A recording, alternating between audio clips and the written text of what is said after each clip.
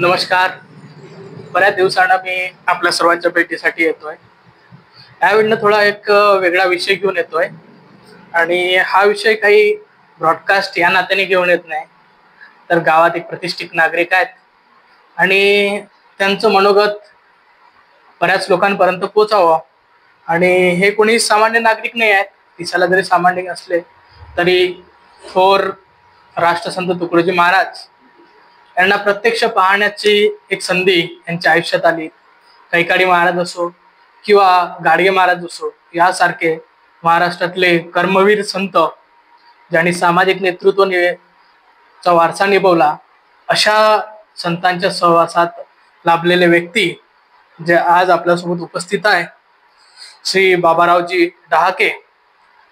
आणि विशेष म्हणजे यांनी आपलं जे कार्य आहे हे कार्य राष्ट्रसंत तुकडोजी महाराज यांच्या विचारांना प्रेरित, त्यांच्या विचारांना वाव देण्यासाठी किंवा त्या विचारांना घराघरात पोहोचवण्यासाठी कार्य केले. असे बाबारावजी डहाके आपल्यासोबत आहेत आणि हा सहज एक मुक्त संवाद आहे. हा काही ब्रॉडकास्ट किंवा खूप क्युरिओसिटीचा विषय नाही. आपण एक एक अशा व्यक्तींना भेटणं आणि त्यांच्यासोबत बोलणं हा एक जिव्हाळ्याचा विषय म्हणून आपण हा एक छोटासा व्हिडिओ आपल्यासमोर सादर करण्यासाठी तयार करतोय. तर आपलं स्वागत आहे आणि सर्वप्रथम आपल्याला जय गुरुदेव, नमस्कार. तर आपण राष्ट्रसंत तुकडोजी महाराज यांच्या विचाराचं वाहन करताय आणि हे वाहन करत असताना या सर्व विचारासोबत कसे तुम्ही जुळलाय? वंदनीय राष्ट्रसंत तुकडोजी महाराज हे सृष्टीचे रचयिते होते, एक अवतारी पुरुष होते. ते असं स्वतःचा अवतार साबित करत असताना ते असं म्हणतात की मेरे लिए साक्ष्य है, मैं साक्षी का भी साक्षी हो, सर्वज्ञ हो, सर्वत्र हो, पहिले भी मैं था, अखेर भी मैं हो. हा विचार जेव्हा त्यांच्या मुखातून माझ्यापर्यंत पोहोचला तेव्हा मी त्यांना प्रत्यक्ष ईश्वराचा अवतार आहे असं समजून त्यांच्या सेवेत राहण्याचा प्रयत्न केला आणि त्यांच्या वाङ्मयाचा विचार घेण्याचा प्रयत्न केला. नक्कीच. तर तुम्ही साधारणतः बाल्य अवस्थेपासूनच या गुरुदेव संप्रदायाशी जुळलेला असाल? हा, वयाच्या 7 वर्षापासून. वयाच्या 7 वर्षात मी प्रार्थना केली. वयाच्या 9 वर्षामध्ये मी हे भगवी टोपी परिधान केली आणि माझा वयाच्या 16 वर्षी तुकडोजी महाराजाचा माझा संबंध आला. कसा राहिला तुमचा हा जो प्रवास आहे, हा कसा सुरुवात झाला? फार सुंदर प्रवास राहिला हा. कारण का एक आतुरता मनामध्ये जेव्हा वंदनीय राष्ट्रसंत तुकडोजी महाराजाची भेट झाली तेव्हा मला असं वाटलं की माझ्या आई वडिलांच्याही पेक्षा मला त्यांचं प्रेम मिळालं. याबद्दल मला त्यांचं खूप अभिनंदन वाटलं. नाही, माझं म्हणणं आहे की ह्या सर्व प्रवासाची सुरुवात कशी झाली? सुरुवात जेव्हा मी त्यांच्या चरणाचा स्पर्श झाला तेव्हाच मला असं वाटलं की काही ना काहीतरी आपण महाराजांच्या विचाराचा वारसा घेण्याचा प्रयत्न करा असं माझ्या मनाला वाटलं. नाही, हे तर बरोबर आहे, पण जसं प्रत्येकाच्या आयुष्यात एक आयुष्याला कलाटणी देणारा एक विषय लागतो. हो. आता बऱ्याचदा तुमच्या बद्दल जाणताना असं माहिती पडतं की तुम्ही राष्ट्रसंत तुकडोजी महाराजांना जे एक बालपणाची तुमची एक कथा पण आहे, तर काय ती कथा होती? वंदनीय महाराजांची जेव्हा माझी भेट झाली तेव्हा त्यांची भेट माझी शिरसोली या गावात झाली. शिरसोली गावात गेल्यानंतर माझे 2 मित्र सोबत होते. त्यांच्या भजनाच्या कार्यक्रमाला आम्ही गेलो ना, सहज आम्ही भजन ऐकत बसलो. माझे मित्र त्या स्टेज पर्यंत गेले त्यांच्या दर्शनाला. मला वंदनीय महाराजांनी जेव्हा माझे मित्र जाऊन पोहोचले तेव्हा वंदनीय महाराजांनी आवाज दिला, बेटा तू तिथं का बरं उभा आहे, तुझे मित्र इथपर्यंत आले, तू सुद्धा ये ना. जेव्हा मी त्यांच्याकडे गेलो तेव्हा त्यांच्या चरणाला जसा स्पर्श केला मी, तसंच वंदनीय राष्ट्रसंत तुकडोजी महाराज हाच राम आहे, हाच कृष्ण आहे, हा भाव माझ्या मनामध्ये निर्माण झाला. तर आपण राष्ट्रसंत तुकडोजी महाराज यांच्या संपर्कात आले आणि संपर्कात आल्यानंतर तुम्ही त्यांच्या कुठले कुठले कार्य असे वाटले तुम्हाला की जे प्रेरणादायी आहे?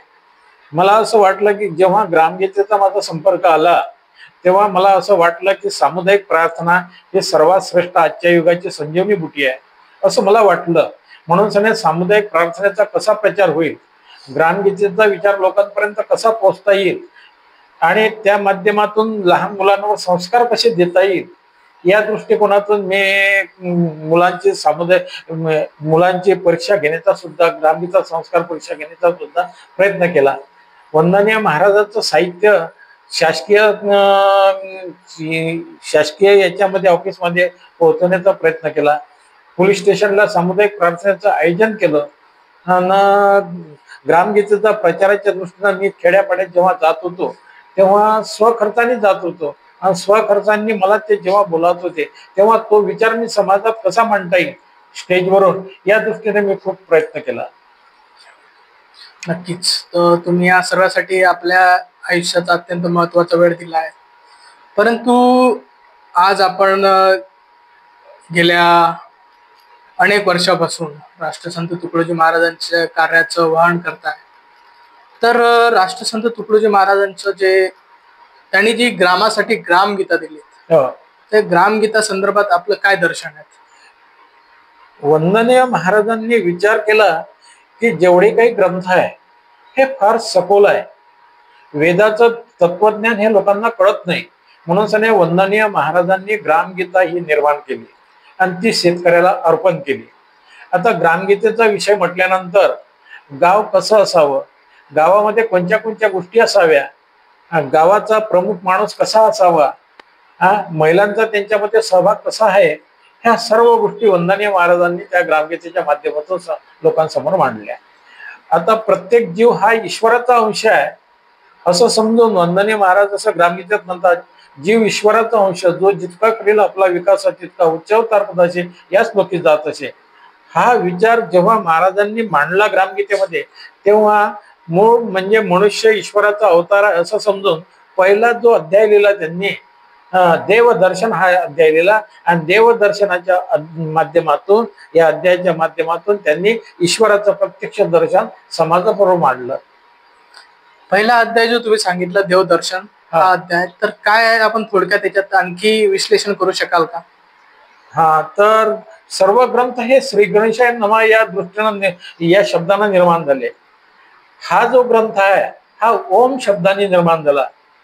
तर वंदनीय महाराज असं म्हणतात की आकारे पृथ्वी असो विशाल, नद्या पर्वतांनी महाप्रबल, परी मनुष्य मात्र मूळ घटक आहे या विशाल पृथ्वीचा. या विशाल पृथ्वीचा मूळ घटक कोण आहे तर माणूस आहे. गाव हा विश्वाचा नकाशा, गावावरून देशाची परीक्षा, गावाची भंगता येईल अवदशा देशा. गाव जर भंगलं तर पूर्ण देश भंगून जाईल. म्हणून सन्या माणूस हा निर्माण झाला पाहिजे. याच्याकरता वंदनीय महाराजांनी सामुदायिक प्रार्थनेचं तंत्र समाजाबरोबर ठेवलं, ग्रामगीता लोकांच्या समोर ठेवली. या ग्रामगीतेच्या माध्यमातून त्यांनी सर्व विषय लोकांपर्यंत पोहोचवण्याचा प्रयत्न केला. आता तुमचा सहवास राहिला आहे आणि तुमचं वाचन पण आहे, तुमचं अध्ययन पण आहे राष्ट्रसंत तुकडोजी महाराज. तर राष्ट्रसंत तुकडोजी महाराज आणि अध्यात्म हा विषय कसा जुळून येतो? वंदनीय महाराज असं म्हणतात, अध्यात्म और विज्ञान के जरिए से आत्म की उन्नती करो. जर आत्म्याचा उद्धार जर करायचा असेल तर तुम्हाला अध्यात्माचं आकलन झालं पाहिजे, अध्यात्म तुम्हाला माहीत झालं पाहिजे. अध्यात्माशिवाय परमेश्वराची जी प्राप्ती आहे ती अध्यात्माशिवाय होऊ शकत नाही आणि परमेश्वर कसा आहे याची ओळख सुद्धा अध्यात्माशिवाय होऊ शकत नाही. मग अध्यात्माला जेव्हा तुम्ही सामोरी जाता तेव्हा तुम्हाला ग्रंथाचा कुठेतरी आधार घ्यावा लागते, ग्रंथाचा आधार घ्यावा लागते, संतांचा आधार घ्यावा लागते. त्याच्याशिवाय तुम्हाला संतांच्या आधाराशिवाय तुम्हाला अध्यात्म कळणार नाही. तर त्याच्याकरता संतांची संगत ही फार महत्वाची आहे. वंदनीय महाराज असं एका ठिकाणी एका भजनातून म्हणतात, साधू संत मिले बडे भागा. साधूला ते उपदेशून सांगतात की संत हे मिळणं फार दुर्लभ आहे. साधू मिळून जाईल परंतु संत नाही मिळत. तर त्याच्याकरता संतांची संगत करणं अत्यंत महत्वाची आहे. आणि वंदनीय महाराज मला एवढे मोठे परब्रह्म संत मला माझ्या समोर मिळाले हे माझं अहोभाग्य आहे. नक्कीच. जसं आपल्या सर्वांना माहिती आहे की राष्ट्रसंत तुकडोजी महाराज यांचा भारताच्या स्वातंत्र्याच्या क्रांतीमध्ये एक मोलाचं योगदान आहे. तर देश आणि तुकडोजी महाराज आणि ग्रामगीता हे तीन साधक कसं जुळलं? वंदनीय महाराजांनी देवभक्ती ही राष्ट्रभक्तीशी जोडली आणि राष्ट्रभक्ती ही ग्रामगीतेशी जोडली. कारण का जोपर्यंत देश आहे, देशाचा प्रत्येक जो देशामध्ये उच्च स्थानावर बसलेला व्यक्ती हा जोपर्यंत समाजापर्यंत पोहोचणार नाही, गावापर्यंत पोहोचणार नाही, तोपर्यंत गावाचा उद्धार होणार नाही आणि समाजाचा सुद्धा उद्धार होणार नाही. त्याकरता त्यांनी गावभक्ती, देशभक्ती आणि राष्ट्रभक्ती हे सगळा समन्वय त्यांनी साधला. तुम्ही असे कुठले प्रेरक अभंग किंवा श्लोक त्यांचे सांगू इच्छिता की जे वाटतं की तुमच्या आयुष्यात प्रेरणादायी आणि समाजासाठी पण प्रेरणादायी आहे? तर वंदनीय महाराज म्हणतात की आज देशाची जी परिस्थिती आहे, देश फार दुभंगत चालला. आपल्याला असं वाटते का देश हा एकसूत्रित आहे. आज देश एकसूत्रित नाही. त्याच्याकरता वंदनीय महाराजांनी देशाच्या बाबतीत तरुणाला जागृत केलं आहे. जागृत हो तरुणांनो, जागृत व्हा. तरुणाला त्यांनी वंदनीय महाराजांनी संदेश दिला का बेटा जागृत व्हा. शेतकऱ्याला संदेश दिला त्यांनी. हे जे मिनिस्टर लोक आहे, मोठमोठे राजकारणात बसलेले आहे, त्यांना त्यांनी संदेश दिला तुझ्या श्रमाचं प्रतिष्ठा मिळो, सगळ्यांचे लक्ष तुझ्याकडे वळो, मानवतेचे तेच झळझळ या विश्वामध्ये या योगे. म्हणजे शेतकऱ्याचं उत्थान झालं पाहिजे हे गव्हर्नमेंटच्या समोर त्यांनी हे मांडले. यांना ग्रामगीता अर्पण करत असताना शेतकऱ्याला एखाद्या महापंडिताला अर्पण नाही केली त्यांनी, एखाद्या मिनिस्टरला नाही केली. निवड म्हणजे जो नांगर ज्याच्या खांद्यावर आहे अशा शेतकऱ्याला त्यांनी ग्रामगीता ही अर्पण केली. नक्कीच ज्या वेळेला राष्ट्रसंत तुकडोजी महाराज हयात होते त्यावेळेला ग्रामगीता ही सामान्य व्यक्तीपर्यंत पोहोचवली आणि सामान्य व्यक्तीच्या माध्यमातून व्यक्ती निर्माण ते राष्ट्र निर्माण हा प्रवास त्यांनी सुरू केलात आणि हाच त्यांचा मार्ग होता. परंतु हे करत असताना जे वेगवेगळे श्लोक आहेत, जसं जहा कटेंगे अलग अलग श्लोक आहेत, त्या श्लोकाच्या काही ओळी तुम्ही म्हणाल आणि त्या माध्यमातून त्यांचं काय भावार्थ होता हे थोडक्यात सांगा.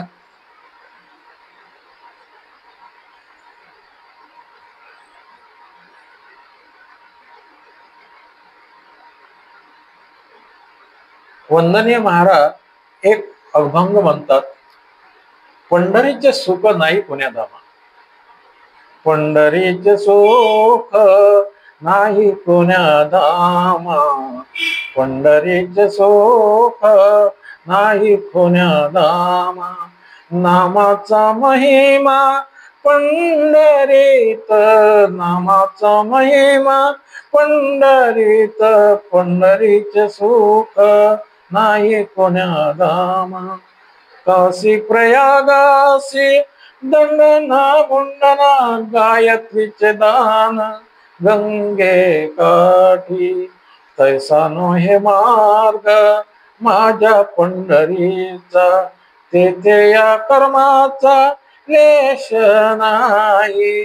पंढरीचे सुख नाही पुण्याधामा. तुकड्यादास म्हणे नाम संकीर्तन, चाले पंढरीत रात्रंदिना, चाले पंढरीत रात्रंदिना. जेव्हा देवदेवळे बंद होते तेव्हा वंदनीय महाराजांनी पंढरपूरचं देवस्थान मोकळं करण्याकरता फार मोठा तिथल्या साधू समाजाला समजावण्याचा प्रयत्न केला, सगळ्यांना समजावण्याचा प्रयत्न केला आणि ते देऊळ लोकांकरता मोकळं केलं. त्या काळामध्ये बंदी होती. त्याचप्रमाणे महाराज जपानमध्ये जेव्हा गेले तेव्हा हर देश में तू, हर देश में तू, तेरे नाम अनेक तू एक ये, तेरी रंगभूमी यह पर्वत विशाल विशाल बना, सौंदर्य तेरा तू एक ये. हे भजन तिचं त्यांनी वंदनीय महाराजांनी जपानमध्ये म्हटलं. जेव्हा भारताचं आणि पाकिस्तानचं युद्ध झालं तेव्हा वंदनीय महाराज असं म्हणतात की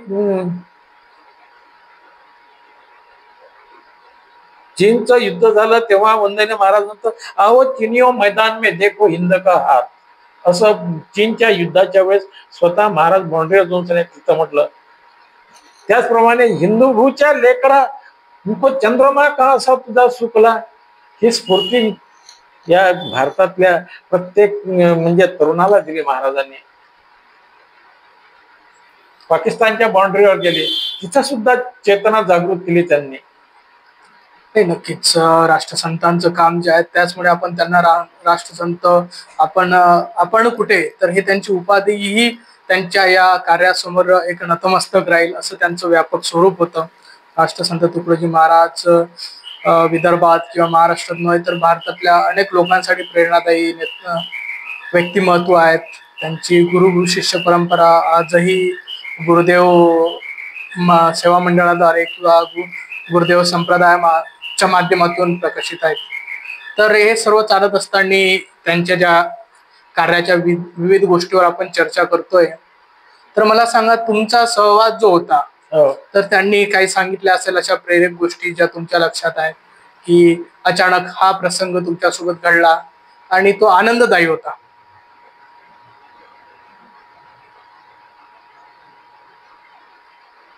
मला तर त्यांची भेट झाली हा एक प्रश्न म्हणजे प्रसंग मला खूप आनंददायी वाटते. त्याचप्रमाणे त्यांनी रुक्मिणीचं हरण सांगितलं, तो एक भाग मला आनंददायी वाटते. त्याचप्रमाणे शेवटचा संदेश जो त्यांनी दिला, माझं कार्य संपलेलं आहे, हा थोडासा दुःखमय प्रवास वाटते. तर त्यांच्या मृत्यूच्या काही वर्षाआधी किंवा काही महिन्याआधी तुमची भेट झाली होती? हो, भेट झाली होती त्यांची पहिली अंतोऱ्याला. माझ्यासोबत नथुजी बुटले होते. ते म्हणाले, बाबा चलतं काय म्हणे अंतोऱ्याला आपण जाऊ म्हणे. अंतोऱ्याचं शेवटचं भजन होतं त्यांचं. तर आम्ही दोघं जण गेलो, पायदळच गेलो. पायदळ गेल्यानंतर महाराज थोडेसे तिथे लेट झाले, 5 मिनिटं लेट झाले. तर महाराजाचं मुक्काम टेकडीवर होतं, त्याच्यामुळे सरळ त्यांची गाडी टेकडीवर आली. मंडप खाली होता. तर त्यांनी हातपाय धुवायसाठी पोराकडून एका पाणी बोलावलं. पोरानं बकेटभर पाणी आणलं. महाराज त्याला म्हणाले, अरे एवढं मोठं पाणी कशाला आणलं तुला? पाण्याचा तर दुष्काळ आहे, पश्चिम महाराष्ट्रामध्ये तर एवढं पाणी भेटत नाही, एवढं तुला पाणी आणलं तर एक कपडा घे, मी तुला सांगतो. एक कपडा घेतला, ओला करायला लावला. ओला करायला लावल्यानंतर त्यांनी हातपाय पुसले.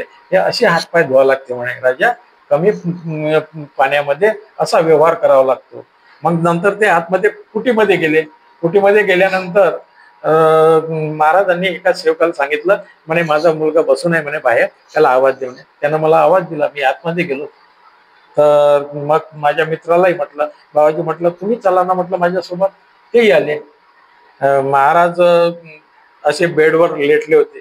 लेटल्यानंतर ते म्हणाले, बेटा तू केव्हा आला? मी म्हणालो त्यांना, बाबाजी बऱ्याच वेळ झाला मी इथे आलो, तुमचा कार्यक्रम आहे मला समजलं, म्हणूनच नाही मी आलो इथे. तर ते मला म्हणाले, तू जर गावात राहिला असता तर आपण सोबत गाडीमध्ये नसतो आलो काय? तर मी म्हटलं, बाबाजी मला काही कल्पना नव्हती, मी अगोदरच येऊन चुकलो. म्हणे बेटा म्हणे मी कपिलेश्वरावर गेलो म्हणे. कपिलेश्वरावर गेलो म्हणे, तर तिथे म्हणे माझा पाय घसरला म्हणे. पाय घसरल्यामुळे माझा हा पाय दुखते रे म्हणे, हा माझा पाय दाब बरं म्हणे. मग मी त्यांचा पाय दाबायला लागलो. तर मग माझ्यासोबत जे नथुजी बुटले होते त्यांना म्हणे, बाबाजी म्हणे हे कोण आहे म्हणे. म्हटलं माझे मित्र आहे. तर म्हणे, बाबाजी म्हणे तुम्ही कशाला उभे राहता म्हणे, तुम्ही हा दुसरा पाय दाबा म्हणे. मग ते दुसरा पाय दाबायला लागले. तर मला ते महाराज म्हणाले, बेटा म्हणे मी माझी माय मारून टाकली, चांगलं झालं का नाही म्हणे. म्हटलं हो म्हटलं बाबाजी चांगलं झालं म्हटलं. तर आता म्हणे बटी म्हणे माझी गाडी प्रवास नाही करत म्हणे, माझी गाडी बदलावा लागते म्हणे. म्हटलं बाबाजी थोडंसं काही बिघडलं असं म्हटणारे ते दुरुस्त करून टाका. नाही म्हणे आता कायमचीच ते दुरुस्त होत नाही म्हणे, कायमचीच ते बदलावं लागते म्हणे. मग माझ्या डोक्यात प्रकाश पडला का महाराजांचं कार्य संपून राहिलं. तेव्हा मग माझ्या डोळ्यात पाणी आलं. महाराज म्हणे, काय राजा म्हणे, म्हणून तर मी तुला गोष्टी सांगत नाही म्हणे, काही काही गोष्टी म्हणे तू गुरुकुंजात जेव्हा येशील ना म्हणे तेव्हा आपण सविस्तर चर्चा करू म्हणे. असा त्यातला प्रसंग आहे. बरोबर आहे, तुमचा प्रत्यक्ष सहवास असल्यामुळे त्यांची बोलण्याची जी वेगळी शैली होती किंवा त्यांना कुठलाही संदेश द्यायचा होता ते एका वेगळ्या शैलीत देत होता, त्याच्यामुळे त्यांनी या पद्धतीचे उदाहरण तुम्हाला दिलं. आणखी मला अंतिम काही 2-3 गोष्टी विचाराव्याशा वाटतात. तुम्हाला काय वाटतं की वर्तमान दृष्टिकोनातून ज्या पद्धतीनं तुम्ही म्हटलं की राष्ट्रसंत तुकडोजी महाराजांच्या छोट्या छोट्या व्यवहारातून असे महान असे कार्य होते, जसे त्यांच्या छोट्याशा अतिरिक्त पाण्याचा उपयोग न करता एका छोट्याशा कापडाने शरीर पुसून घेणे, तर त्याच्यातून दिसतं की ते पाण्याबद्दल किती जागरूक होते. आणि अत्यंत अशा घटना आहेत, म्हणजे तुम्ही तर एक त्यांचे शिष्य झालेत किंवा त्या टायमात तुम्हाला अल्पसा सहवास लाभला, अशा कित्येक लोकांचे वेगवेगळे अनुभव आहेत. आणि अनुभव नाही तर त्यांच्या कथेतूनही खूप सारे दृष्टांत आपल्याला पाहायला मिळतं.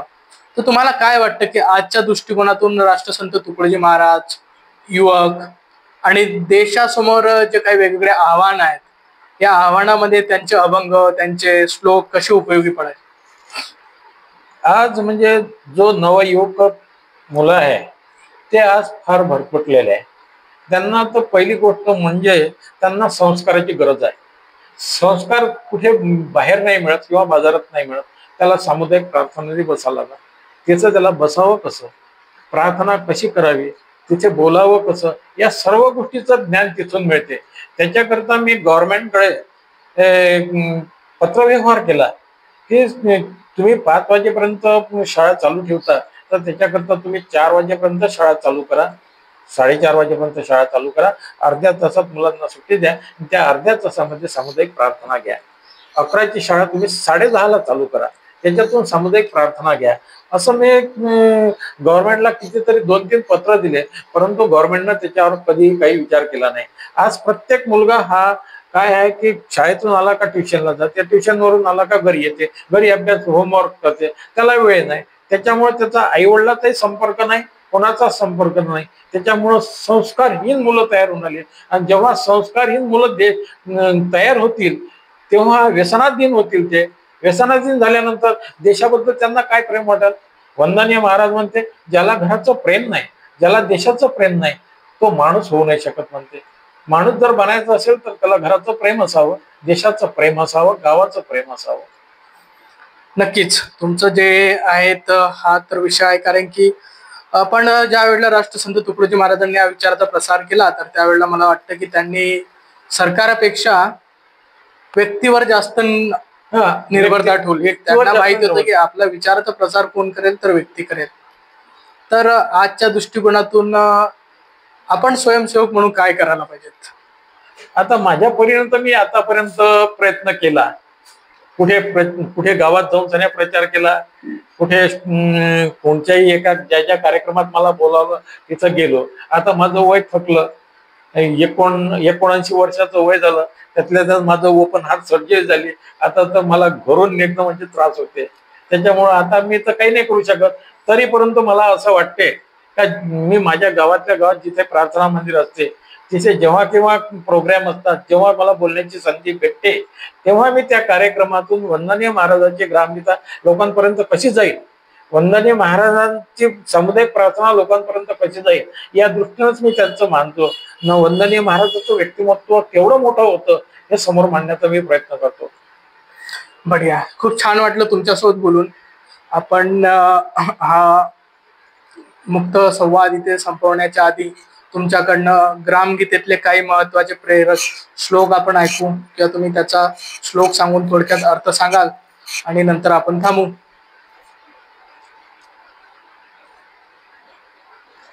वंदनीय महाराज महिलोन्नती अध्यायामध्ये असं म्हणतात, मातेच्या स्वभावे पुत्राचे घडणं, उज्ज्वल ठेवी तिचे वर्तन, तिच्याच तेजावरी पुरुषाचे मोठेपण ऐशी आहे. मातृदेव भव वेदांनी आरंभीच केलं गौरव, नररत्नाची खान मातृ जातो म्हणून. या जिच्या हाती पाळण्याची दोरी तीच जगाची उदरी, ऐशी वरलेली मातेची थोरी शेकडो गुरुने थोर. विद्या गुरुने थोर आदर्श मातेचे उपकार, गर्भापासून तिचे संस्कार बालकावरील. म्हणजे तुम्हाला त्या गर्भाशयापासून कसं संस्कार केला पाहिजे स्त्रीने, हे त्या महिलोन्नती अध्यायातून वंदनीय महाराजांनी शिकवलं. आणि त्या संस्कारातून जडणघडण त्या मुलाची तयार झाल्यानंतर बाहेरील त्याला संस्कार कसे असावे, तर सामुदायिक प्रार्थनेतून त्याचे संस्कार असावे, नंतर गुरुजनी त्यांचे संस्कार असावे, आणि त्याच्यातून तो विद्यार्थी मोठा होऊ शकते. किती आपले अध्याय आहेत आपले ग्राम? 41 अध्याय. अच्छा. आणि प्रत्येक अध्याय कोण्यातरी एका व्यक्तीसाठी किंवा एका कार्यासाठी समर्पित आहेत. प्रत्येक अध्यायामध्ये प्रत्येक विषय आलेले आहे. जसं देवदर्शन हा पहिला अध्याय, देव सांगितला त्याच्यामध्ये. दुसरा धर्माध्ययन, धर्म शिकवला त्याच्यामध्ये. धर्माध्यायामध्ये काय म्हटलंय त्यांनी? धर्माध्यायामध्ये देवे निर्मिली क्षिती प्रजावाळी प्रजापती, मानव समाज राहया सुस्थिती, म्हणून धर्म सकाळचे निवेदला. धर्म बोलाया शब्द एक, परी त्याचा विस्तार अलौकिक, लौकिक आणि परमार्थिक. म्हणजे त्याच्यामध्ये ते शिकवलं. ब्रह्मचर्य, दुसऱ्या याच्यामध्ये ब्रह्मचर्याश्रम शिकवला. म्हणजे मुलांनी 21 वर्ष ब्रह्मचर्य पाळावं, नंतर त्यांनी गृहस्थाश्रमामध्ये जावं, मग त्यांनी वानप्रस्थामध्ये जावं, हा त्या धर्माध्ययन अध्यायामध्ये सांगितलं. त्याचप्रमाणे मृत्यू संस्कार अध्याय सांगितला, गोवंश सुधार सांगितला, म्हणजे गाईचं रक्षण कसं करावं, गाईच्या शेणापासून शेतीचं उत्पादन कसं वाढले जाईल, म्हणजे हे अशा सगळ्या गोष्टी शिकवलेल्या आहे. मृत्यू संस्कार कसा करावा, आज मृत्यू संस्काराच्या बाबतीत केवढा मोठा अवडंबर झालेला आहे. लोक जेवायला लेखाले तूप नाही सापडत, पण त्या मुर्द्याच्या अंगाले तूप आणते चोळाले, काय उपयोग आहे त्याचा, तो मेलेला मुर्दा असते. त्याचप्रमाणे त्याची व्यवस्था नसते. कपडा त्याचा कपडा जर आणण्याची ताकद नाही आहे तर जुनाच कपडा त्याला धुवून स्वच्छ करून त्याला परिधान करावं त्या मृतात्म्याला. म्हणजे अशा पद्धतीनं महाराजांना प्रत्येक गोष्टीवर बोट ठेवलेला आहे. आणि तरुणाला सांगितलं सीधा चल नौजवान सीधा चल, त्याला सरळ चालायला सांगितलं. आज प्रत्येक नौजवान इतका भरकटला का तो 10 रुपयाला का आळवा तिला चालते, ही परिस्थिती आजची देशाची आहे.